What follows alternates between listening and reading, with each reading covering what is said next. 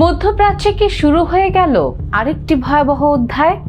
যুক্তরাষ্ট্র ও ইসরায়েলের যৌথ হামলার পর এবার কঠোর অবস্থানের ইঙ্গিত দিয়েছে ইরান।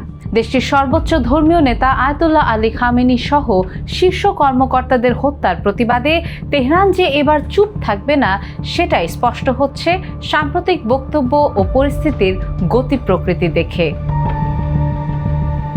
কিছুদিন আগে ইরানের পররাষ্ট্রমন্ত্রী আব্বাস আরাকচি হুঁশিয়ারি দিয়ে বলেছিলেন, ইরানে হামলা হলে বিশ্ব দেখবে ইতিহাসের ভয়াবহ নজির। তার বক্তব্য ছিল, ইরান যুদ্ধ চায় না, কিন্তু কেউ যুদ্ধ চাপিয়ে দিলে আগের যে কোনো সময়ের চেয়ে আরও শক্তভাবে জবাব দেবে ইরান। এবার সেই বক্তব্যের প্রতিফলন দেখা যাচ্ছে হামলার পরপরই তেহরানের প্রতিক্রিয়ায়। তবে সবচেয়ে গুরুত্বপূর্ণ প্রশ্ন হলো, ইরান কেন শুরুতেই যুক্তরাষ্ট্র বা ইসরায়েলকে সরাসরি আঘাত করছে না, বরং প্রতিশোধের লক্ষ্য হিসেবে বেছে নিচ্ছে দুবাই, বাহরাইন ও কাতারের মতো উপসাগরীয় দেশগুলোকে এবং সেখানে একটানা হামলা চালাচ্ছে।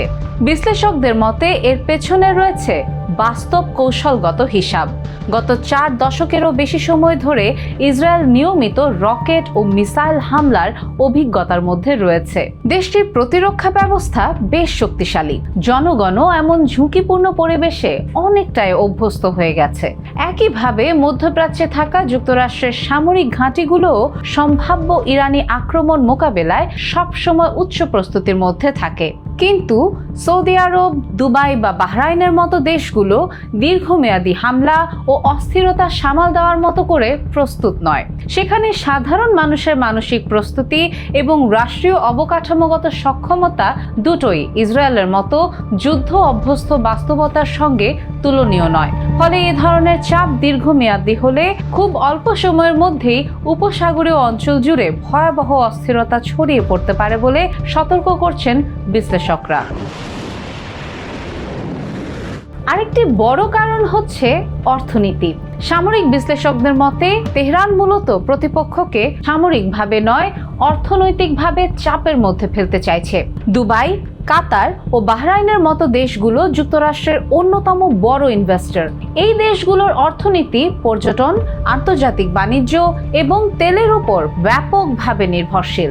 যদি অস্থিতিশীলতার কারণে বিমানবন্দর বন্ধ হয়ে যায়, আন্তর্জাতিক ফ্লাইট বিঘ্নিত হয়, পর্যটন থেমে যায়, তাহলে অর্থনীতি বড় ধাক্কায় পড়ে যেতে পারে। একই সঙ্গে বিনিয়োগকারীদের আস্থা নষ্ট হলে ক্ষতির মাত্রা আরও বাড়বে। এই দেশগুলোই মূলত ট্রাম্পের চালিকা শক্তি হিসেবে কাজ করে। ফলে এসব দেশে ক্ষতি বাড়তে থাকলে ট্রাম্পের জন্য যুদ্ধ চালিয়ে যাওয়ার ব্যয় ও রাজনৈতিক চাপ দুটোই বাড়বে। আর ইরান বর্তমানে আন্তর্জাতিকভাবে নানা চাপে কোণঠাসা অবস্থায় রয়েছে। ফলে ভবিষ্যতে আমিরাত বা উপসাগরীয় দেশগুলোর সঙ্গে সম্পর্ক কেমন হবে তা নিয়ে এই মুহূর্তে তেহরান হয়তো খুব বেশি তোয়াক্কা করছে না বলেও মনে করছেন বিশ্লেষকরা।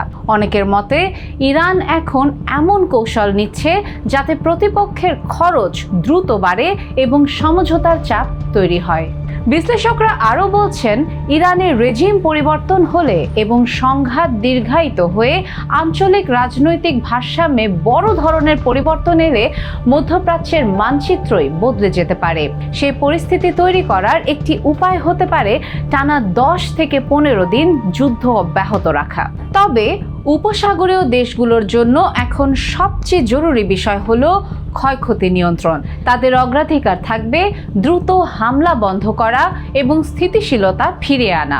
প্রতিশোধ বা রাজনৈতিক উদ্দেশ্য তাদের কাছে এখন দ্বিতীয় বিষয়। তাই তারা ট্রাম্পকে খুব দ্রুত যুদ্ধ শেষ করতে চাপ দেবে।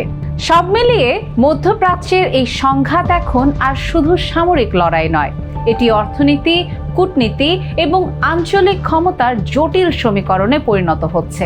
প্রশ্ন এখন একটাই, এই উত্তেজনা কি পূর্ণমাত্রার যুদ্ধে গড়াবে, নাকি চাপের মুখে দ্রুত সমাধানের পথে যাবে সংশ্লিষ্ট পক্ষগুলো? পরিস্থিতি দ্রুত বদলাচ্ছে, আর সেই পরিবর্তনের দিকেই এখন তাকিয়ে আছে পুরো বিশ্ব।